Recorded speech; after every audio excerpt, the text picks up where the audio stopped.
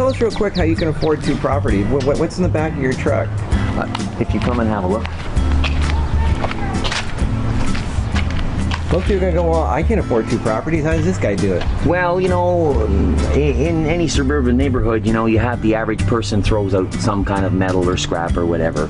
And I was in the automotive industry, and I started to realize that, you know, Time Magazine was right. The future billionaires and people of the world that recycled and cleaned up would be making money. So by recycling my own trash and some of my neighbors' trash, I was making extra cash, and that extra money would support things that I wanted to do. And then the fact that I was managing my grocery bill down to $30 a week instead of the average person consuming $250 a week, that extra money saving it, I could manage to afford to put it into a piece of land. So how much money can you make collecting garbage? Oh, you could easily make anywhere from $20,000 to $100,000 a year without any effort. You know, maybe 10 hours a week. What kind of stuff do you collect? Just give us a rough idea real quick. It depends on. Like here, you've got an old lamp and a chair. Well, it's a matter of just. TV. It's a matter of just recycling the metal properly. For example, in the weed trimmer, there's an electrical motor. There's a cord on it. The plastic will go to a plastic company. The motor will go to a recycler that melts the motor down to get the copper back out. So will the wire. The metal from the lampstands will go all back to a metal yard. The TV, for example, will go to an electronics waste department where, you know, they'll pay you 8 cents a pound for this. So, you know, if it weighs basically 40 pounds, you know, 8 cents a pound, you do the math.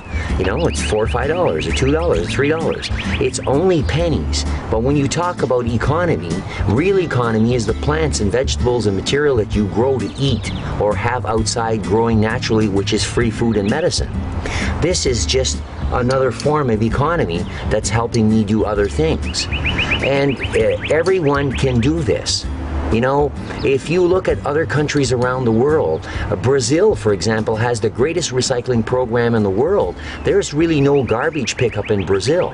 Every person in Brazil sells their garbage. Everything at the side of the road is recyclable, and the garbage guy comes along and pays them so much money for each piece of trash. It's the other way around in North America. You know, in North America, we're paying for them to take it away. You know, we have to look at things. You know, sometimes, for example, if you look at the country of Brazil, there was a dictatorship at one time.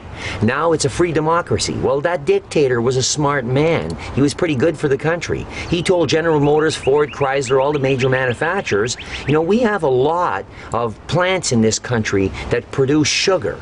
We can make our own alcohol. So all of our cars in this country, if you want to make them here, they must be dual fuel. So if you go to the Canadian government, for example, or you go to GM or to a dealer in Canada, and you say, I want a dual fuel car, government issue, you can buy it. It'll cost you extra money, and it will run on alcohol. You put a still in your backyard, you can run it for free. You know, but this is not advertised in North America. And it's not advertised in the United States either. You know, but people need to be woken up and realize that everything we need comes from outside. You know, you'll see in my backyard in a little while, I have 6 composters. I didn't pay for any of them. The city had a program at one time. It was $10 to get a composter. I didn't even do that. My neighbors got tired of doing it and throw them out. I have 25 composters outside of Sudbury on a piece of property just sitting in a pile. So when I want to compost up there, I have all kinds of them. People throw things out every day. It's up to you to be wise enough to take advantage, maybe the word take advantage is wrong. Take opportunity to improve your life. Ethically, morally, physically, emotionally, spiritually, whatever you want to do. It's up to you. You can make it easier for yourself. How many hours a week would you say you put into finding scraps on the side of the street? I really don't put any hours at all. When I'm going to my business, driving along, you know, I stop, I see something, I pick it up. You know, maybe I spend 5 hours a week, if we say that, and then maybe I'm going to spend another 5 hours part-time, you know, in between jobs or whatever you're doing, actually just organizing the material.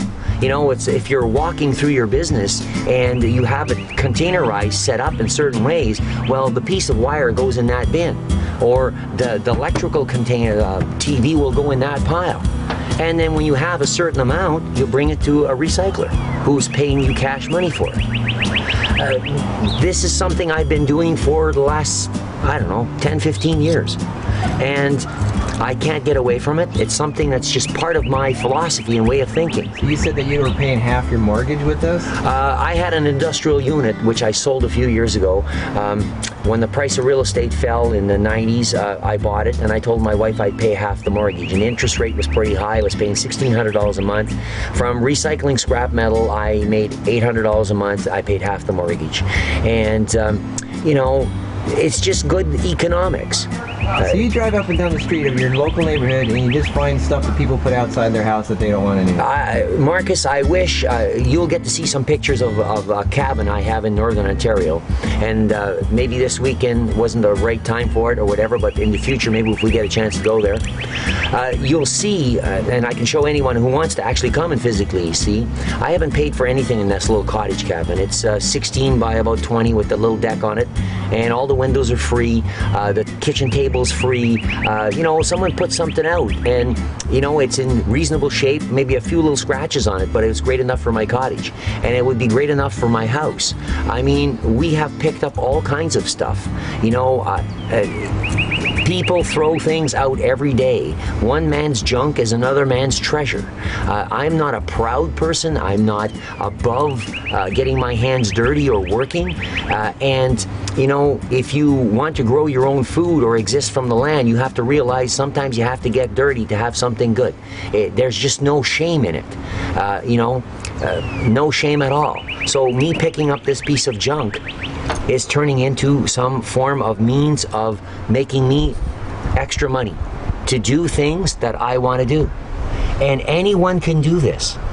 You know, I dropped you, Marcus, off at the hotel last night, and coming here to my house, all this stuff was on the side of the road in one pile.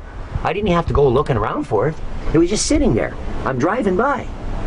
So I picked it up. You said you could easily get $500 from just filling up a little bit of this stuff? Yes, if you organize it and take it apart and sort the stuff out, you know, in a week's time you can easily make $500 without a problem. Wow, that's great. That's good inspiration for people. You know, people need to examine this, you know, and if you don't believe me, go onto the internet and, you know, Google something like, you know, put the word plastic in, and you want someone to buy it from you. Google that, put it in. You know, you're looking for, you're going to sell some plastic, and you will have people sending you emails in no time flat saying, well, what type of plastic do you have and how much of it? Do that with any product you have. Anything, and you will see there's someone willing in another country to buy it and turn it into something. So you were saying, like, for example, like here, this lamp has like electrical wiring coming out of it. Yes. So you take out the electrical wiring and you say people will buy that. Yes, the electrical wire will be sold. They separate it between the copper and... Yes, there will be guys that will buy, you know, a small scrapyard will buy all your wire and sort it out, and they will sort it out.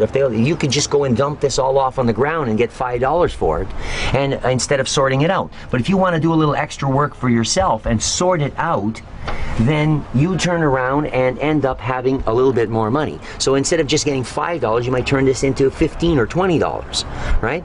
So by sorting it out, you're doing a little extra labor, you're getting more money. Well, the simple thing and the matter of the fact is, as you turn around and do, every time you do a little bit more, you're putting a little bit more labor in it, you're getting paid a little bit more. Well, there's people out there that will just buy it the way it is. They do the sorting, and then when they accumulate a certain amount of tonnage of each product, someone around the world will buy it from them at a premium price because there's a volume. It will be shipped by boat, it will be melted down, and it will be manufactured, whether it's in China or India or Russia or somewhere else in the world or in North America. It will be manufactured into a product. Wow. And this is what most people don't realize. I mean, you know, when your car turns into a piece of junk where it's fallen apart, it's brought to a wrecking yard. It's ground up into scrap metal. It's ground up into dust powder. It's sold to a steel mill, and the steel mill adds that scrap metal to new steel and saves their production cost. So they're making more steel from the existing steel. Because every time you melt something, you lose some of the weight. The only material on earth that you can't lose weight from is gold. You melt gold 1,000,000 times and still stays the same weight. But it's the only metal that does that. Everything else, when you burn it and melt it down, loses some of its weight. So they got to dig in the ground to get more. So if more people were spending time recycling instead of just throwing garbage out, like I said yesterday at the farm, if you're not growing stuff and putting stuff together and taking care of the plants and the environment, how can you just be a consumer? How can you say, oh, I'm so godly, I'm so perfect, I'm such a natural person, if you're not doing something to help the system, help the environment? You can't say, oh, I've got perfection in my plate. That doesn't exist. You walk on a blade of grass, you're killing it. So you can't say, oh, I'm not doing wrong, because we're all contributing negative factors to our environment. So we always have to make it our best opportunity and place in life to be contributing positive to the environment, so that we have. It's not just about us. It's about future generations, about our children, our grandchildren. And if we don't take care now, it's going to be a hell of a mess down the road. And we will pay a price for it. Everyone will. That's why you see so much damage going on around the world today. It's because nobody is taking the time to do a little good. I heard a quote when I was a child, and I still think about it. It says, the only reason evil exists in the world because a few good men do nothing. If you look in North America, for example, I'm always impressed at the founding fathers of the Constitution of the United States. These 10 men signed a document to uphold rights and freedoms of religion and everything else around the world. They swore by it, and they put their names on it. And these men, some of them lost their lives. Their houses were burnt down to the ground. They were bankrupted by banks on purpose. They were hunted. But not one of them ever went against their Constitution, which they made North America part of a free society. And you just have to see. You think, think of history and think of certain people. If Winston Churchill would have not stood up in the Parliament and gave the speech he did, we'd all be speaking German today. I don't see no reason why it couldn't have not happened. You look at Mr. Gandhi, who changed India forever. He united all of the provinces over one thing: salt. He walked, and he spoke, and he told the truth. So you see, as just as passionate as these people are and were, I am too, about my environment, about growing food, about teaching people, how to live off the land economically and viable in our environment. I started, after getting really sick 14 years ago, thinking totally different. Totally that I had to have security in my food supply. And the more I learned how to make that food supply secure, the more I learned it was simpler and simpler all the time. I didn't have to really kill myself. The weeds were growing for free. I just had to walk out and pick them up. And the more I look at things and examine it, I can do little things like recycling metal, like picking up the junk, when I walk grocery shopping, which the $30 a bill, the only thing I'm buying is organic goat milk and some butter and odd loaf of bread once in a while, and maybe some olive oil or little spices. But I can prove it to anyone that my most expensive bill is buying raw honey from an organic farmer that raises his own bees and honey. And I'm spending about $500 a year on the honey products, and pretty soon I'm going to have my own bees, because I've been amassing little bits of wealth through recycling or whatever. Those small little bits amount of money, I've managed to buy my own beehives. Pretty soon I'll have the money to buy the bees. And on my farm, I'm going to set it up. I'm going to put a proper station for them and take care of them. And the bees will be producing me honey, which in turn I will be able to sell to other people and make a living from it. So, it's little things, one step at a time, that gives you this phenomenal success. Not, Rome wasn't built in a day, but it sure burned in one. And that's historical document. You have to do little things to improve your life. And like I told you earlier, I'm not going to walk around with a stick babysitting you. If you don't want to do it for yourself, try and help yourself, no one is going to help you. All the DVDs, the videos, the books, everything else is going to give you the information. But you have to get off your butt. You have to decide you want to invest in yourself, spend some money on yourself, some time learning from someone else like myself or someone else to teach you, if you haven't got all the information, to really show you that it can be done. And then you take it a step further. My parents, my grandmother, and other people when I grew up was teaching us little things. I ignored some of that knowledge and wisdom till I got sick. When I got sick and my back was against the wall and I had no place to go but either live or die, just like I listened to what Marcus told me in his own experience in life, and I can really feel that pain and passion because I went through that. I didn't know what I could eat. I didn't know what was going to keep me alive. I was carrying a little box around of basic foods, and I would go hunting with my friends in Northern Ontario. They were all laughing at me, criticizing me, telling me to listen to my doctor. You know, I was to the point where I said either I got to die or I got to live, but one way or the other, I got to know some truth. I got to know the answers.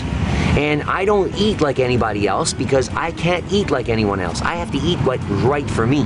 People will tell me all the time, you know, how can you afford to do the things you do? Like, you know, we spent $350,000. You know, we had to mortgage our house and do stuff to accumulate the wealth to put down the payments down on this house.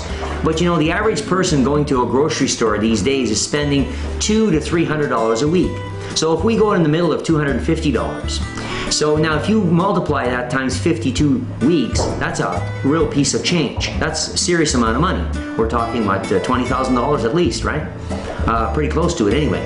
Now my grocery bill averages $30 a week. So the extra $230 a week that I would be spending buying food from the store that would not be agreeing with my health, I'm picking up for free.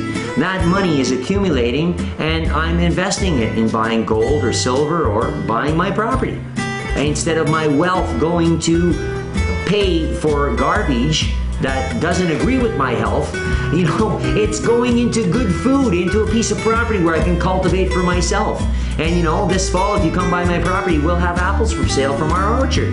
And you know, we'll have other things for sale. Pumpkins and squash and gourds and potatoes and whatever we have available that we don't need, because we're gonna have plenty of abundance. I have so much, like I can never eat it all, so I share.